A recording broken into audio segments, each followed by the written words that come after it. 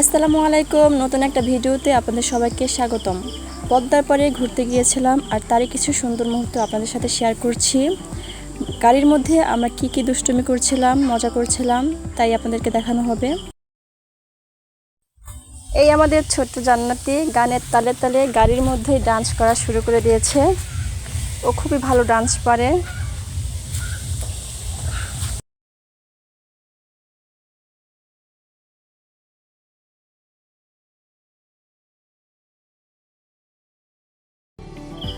অনেক দিন ধরে খুব ইচ্ছা ছিল পদ্মার পাড়ে গিয়ে ঘোরাফেরা করব, পদ্মার পানি দেখব, সেখানে গা ভিজাবো।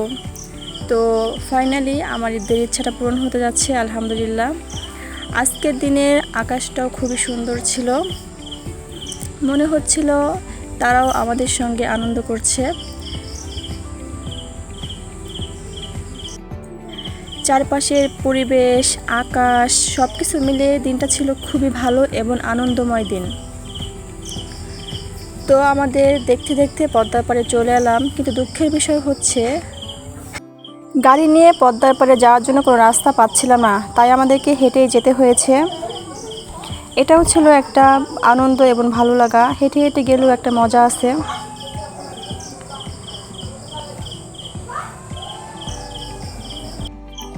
কিন্তু প্রচুর রোদ থাকার কারণে আমরা সবাই একটু ক্লান্ত হয়েও গিয়েছিলাম।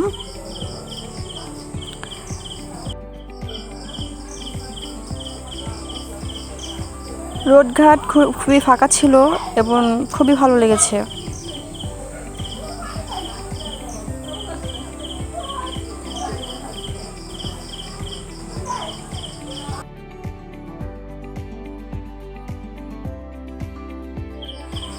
এই হচ্ছে আমাদের যাওয়ার স্থান।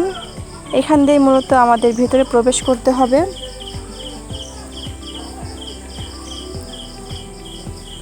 তো সব বাধা পেরিয়ে আমরা ভিতরে প্রবেশ করে গেলাম। আমাদের এখন ওই সীমানা পর্যন্ত যেতে হবে হেঁটে হেঁটে। প্রচুর রোদ ছিল, রোদের মধ্যে আমাদের হেঁটে যেতে হবে। কিন্তু পদ্মার ব্রিজ, আকাশ, ওয়েদার সব মিলিয়ে খুবই ভালো লেগেছে সকলের। তো আমরা আমাদের গন্তব্যে পৌঁছানোর জন্য হাঁটা শুরু করলাম। হাঁটতে হাঁটতে অনেক দূর চলে এসেছি। মনে হচ্ছিল আমরা মরুভূমিতে এসেছি, কারণ চারপাশে মানুষজন তেমন একটা ছিল না আর ফাঁকা ছিল। তো আমরা অবশেষে পদ্মার পাড়ে চলে এলাম। এতক্ষণের সকল কষ্ট আমাদের দূর হয়ে গিয়েছে পদ্মার পাড়ে আসার সঙ্গে সঙ্গেই। তো নিরিবিলি পরিবেশ, মানুষজন ছিল কয়েকজন। পানির কলরব শব্দে মনটা ভালো হয়ে গিয়েছিল।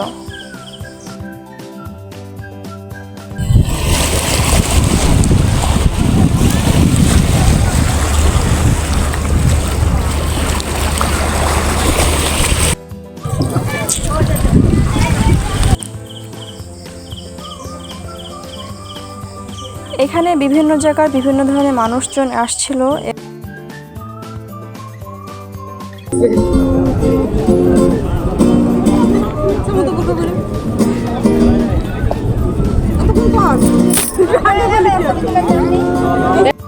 কিছু ছেলেরা গিটারের সাহায্যে গান গাচ্ছিল, যা দেখে আরো বেশি ভালো লাগছিল। এখন সবাই ট্রলারে করে একটু নদীর পানি দিয়ে ঘোরাঘুরি করব।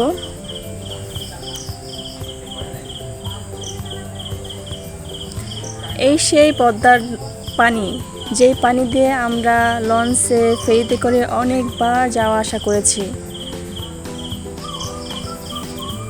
কত স্মৃতি জড়িয়ে আছে এই পদ্মার পানিতে। ঘন্টার পর ঘন্টা পদ্মার পাড়ে বসে থেকেও কখনো ফেরি পাইনি, লঞ্চ পাইনি। পদ্মা সেতুটা আসলে আমাদের জীবনটাকে খুবই সহজ করে দিয়েছে। এখন আমরা খুব সহজেই ঢাকা থেকে যাতায়াত করতে পারি।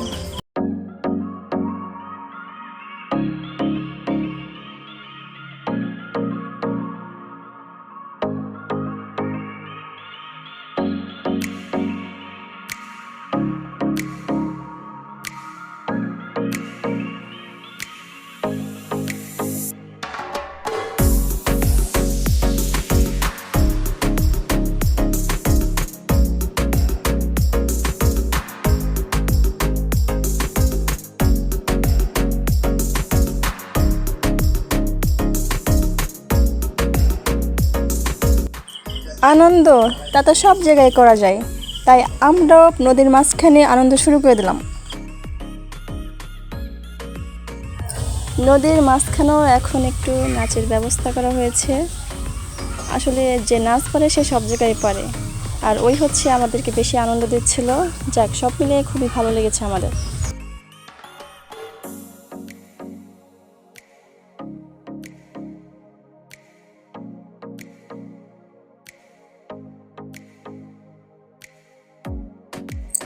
আনন্দের মুহূর্তগুলো আসলে খুব শীঘ্রই শেষ হয়ে যায়।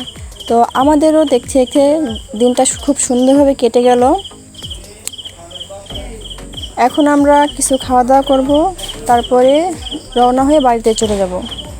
তো এই ছিল হচ্ছে পদ্মার পাড়ের গোল চত্বর। এখানের ফুচকাটা নাকি খুবই টেস্টি, তাই একটু ফুচকা খেয়ে নিচ্ছিলাম। হ্যাঁ, আসলেই ফুচকাটা খুবই মজা ছিল। এরপরে হচ্ছে বিখ্যাত মোল্লা হোটেলে চলে এলাম। এখানের খিচুড়িটা নাকি খুবই সুস্বাদু, আর সুস্বাদু হওয়ার মূল কারণ হচ্ছে এই সালাদ আর হচ্ছে আচার। আচারের যে চাটনিটা আছে এটি দেখতেও যেমন সুন্দর ছিল, খেতেও ছিল বেশ মজা। আর সালাদটাও সেরকম সরিষার তেল দিয়ে একটু ঝাল দিয়ে মাখিয়েছিল, যা খাইতে খুবই ভালো লেগেছে।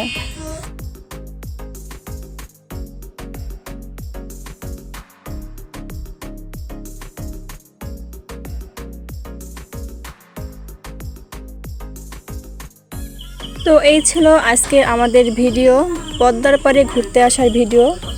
আশা করছি আপনাদের খুবই ভালো লেগেছে। কোন কোন জিনিসগুলো ভালো লেগেছে তা অবশ্যই কমেন্টে জানাবেন, লাইক শেয়ার করবেন এবং সাবস্ক্রাইব করে পাশে থাকবেন। ইনশাআল্লাহ পরবর্তীতে আবার নতুন একটা ভিডিও নিয়ে হাজির হব। তো সকলে ভালো থাকবেন, সুস্থ থাকবেন। আল্লাহ হাফেজ।